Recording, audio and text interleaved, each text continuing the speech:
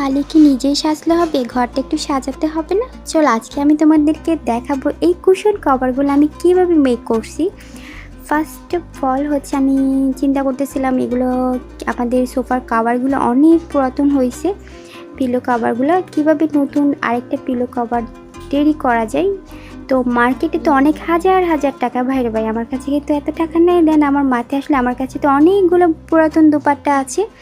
তো এই ওড়নাটা আমি সিলেক্ট করলাম, সিলেক্ট করার পর হচ্ছে একটা মাপ নিলাম, মাপ নিয়ে এটা কাটিং করে ফেললাম।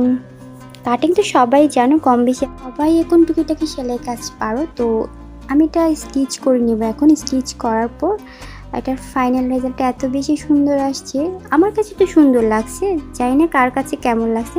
আমি ছোটোবেলা থেকে হচ্ছে পুরাতন কিছুকে নতুন রূপে সাজাতে বেশি পছন্দ করি। তো এটা আমি স্টিচ করে নিব। স্টিচ তো সবাই পারো। স্টিচ করার পর এটা খুব বেশি সুন্দর লাগতেছিল, কারণ আমাদের সোফার কাভারগুলো ছিল মেরুন, এটা হচ্ছে পিঙ্ক। ওয়াও, অনেক সুন্দর হয়েছে। তো আজকের ভিডিও এই পর্যন্ত। তোমরা নেক্সটে আর কেমন ভিডিও দেখতে চাও আমাকে কমেন্ট করে জানাবার। এটা হচ্ছে আমার ফাইনাল রেজাল্ট। তো আমার তো ভালো লাগতেছিল, আমার ঘর সাজাতে বেশি ভালো লাগে, নতুন নতুন কিছু মেক করতেও ভালো লাগে। আল্লাহ হাফিজ।